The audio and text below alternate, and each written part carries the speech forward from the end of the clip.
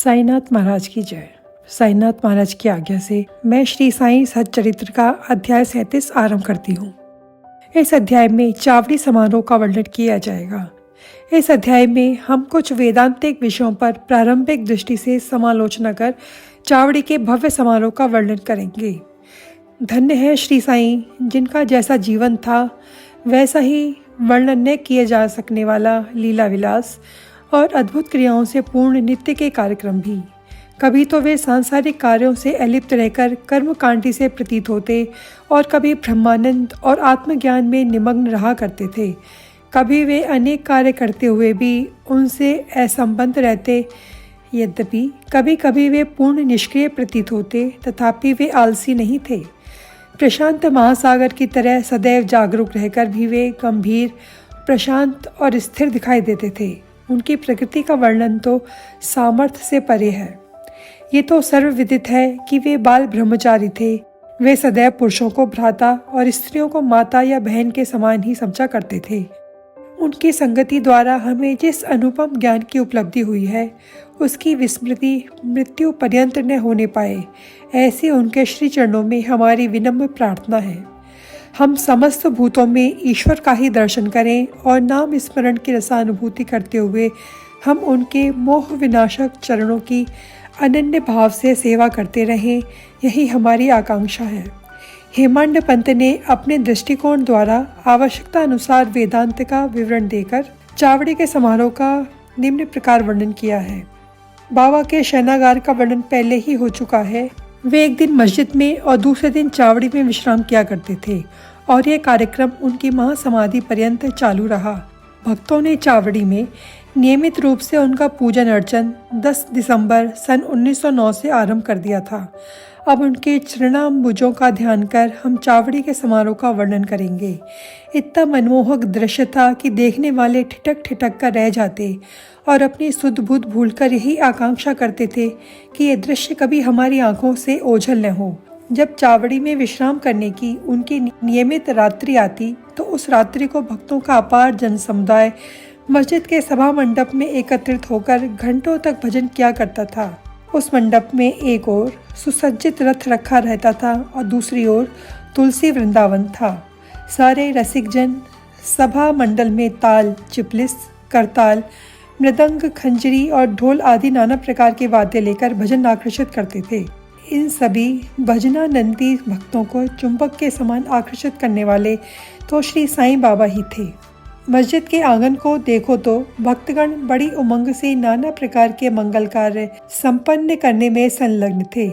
कोई तोरण बांधकर दीपक जला रहे थे तो कोई पालकी और रथ का श्रृंगार कर निशान आदि हाथों में लिए हुए थे।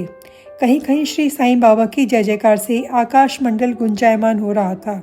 दीपों के प्रकाश से जगमगाती मस्जिद ऐसी प्रतीत होती थी मानो आज मंगलदायिनी दीपावली स्वयं शिरडी में आकर विराजित हो गई हो। मस्जिद के बाहर दृष्टिपात किया तो द्वार पर श्री साईं बाबा का पूर्ण सुसज्जित घोड़ा श्याम सुंदर खड़ा था। श्री साईं बाबा अपनी गादी पर शांत मुद्रा में विराजित थे कि इसी बीच भक्त मंडली सहित तात्या पाटिल ने आकर उन्हें तैयार करने की सूचना देते हुए उठने में सहायता की। घनिष्ठ संबंध होने के कारण तात्या पाटिल उन्हें मामा कहकर संबोधित किया करते थे। बाबा सदैव की भांति अपनी वही कफनी पहनकर बगल में सटका दबा चिलम और तंबाकू साथ लेकर कंधे पर एक कपड़ा डालकर चलने को तैयार हो गए। तभी तात्या पाटिल ने उनके कंधों पर एक सुनहरा जरी का शेला डाल दिया। इसके पश्चात स्वयं बाबा ने धूनी को प्रज्वलित रखने के लिए उसमें कुछ लकड़ियां डालकर धूनी के समीप के दीपक को बाएं हाथ से बुझाकर चावड़ी को प्रस्थान कर दिया। अब नाना प्रकार के वाद्य बजने आरंभ हो गए। उनसे विविध स्वर निकलने लगे। सामने रंग बिरंगी आतिशबाजी चलने लगी और नर नारी भांति भांति के वाद्य बजाकर उनकी कीर्ति के भजन गाते हुए आगे चलने लगे। कोई आनंद विभोर हो नृत्य करने लगा तो कोई अनेक प्रकार के ध्वज और निशान लेकर चलने लगे।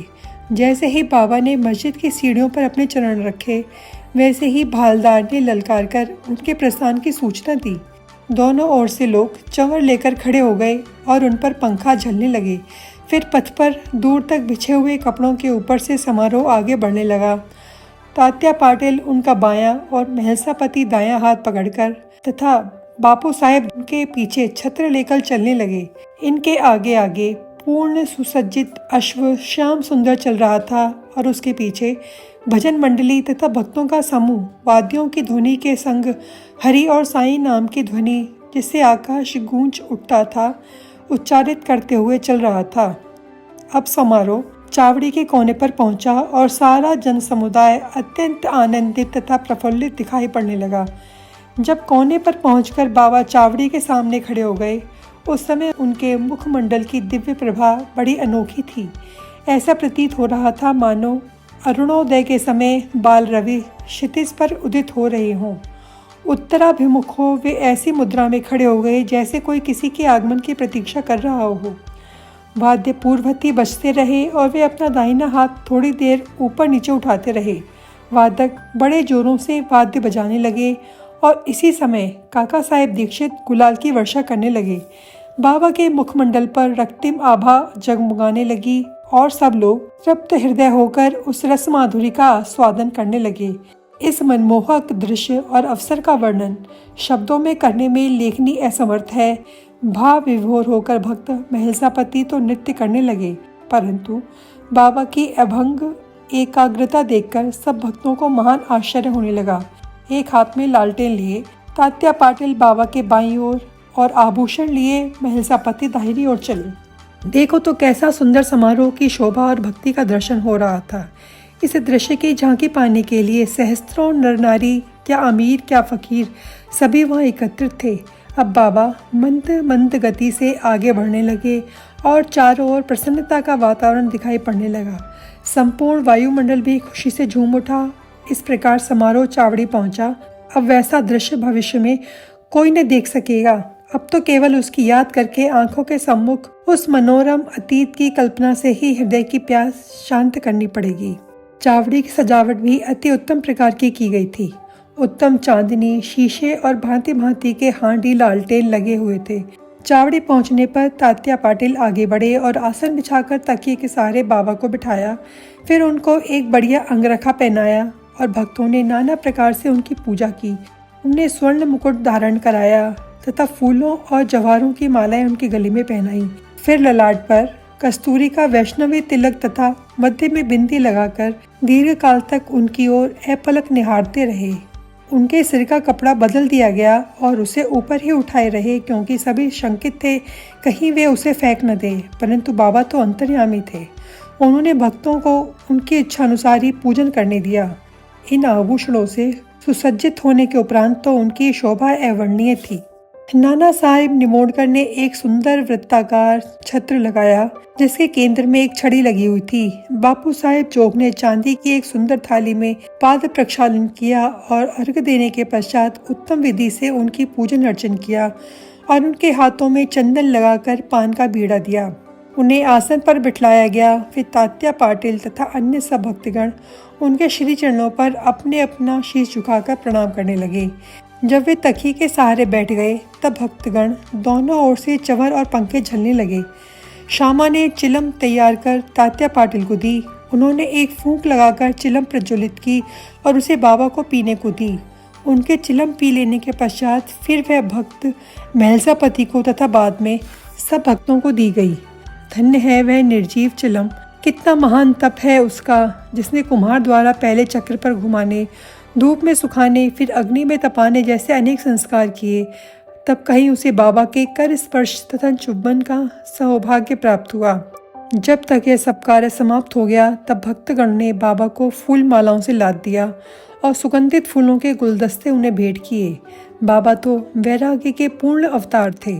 वे उन हीरे जवाहरातों व फूल के हारों का इस प्रकार की सज धज में कब रुचि लेने वाले थे, परंतु भक्तों ने सच्चे प्रेमवश ही उनके इच्छानुसार पूजन करने में उन्होंने कोई आपत्ति न की।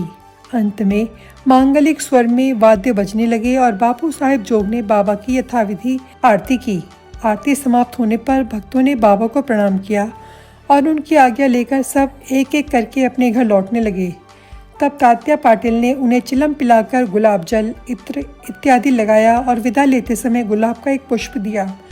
तभी बाबा प्रेमपूर्वक कहने लगे कि तात्या, मेरी देखभाल भली भांति करना। तुम्हें घर जाना है तो जाओ, परंतु रात्रि में कभी कभी आकर मुझे देख तो जाना। तब स्वीकारात्मक उत्तर देकर तात्या पाटिल चावड़ी से अपने घर की ओर चले गए। फिर बाबा ने बहुत सी चादरें बिछाकर स्वयं अपना बिस्तर लगाकर विश्राम किया। इस अध्याय को हम विश्राम देते हैं। जय साईनाथ महाराज। अध्याय समाप्त।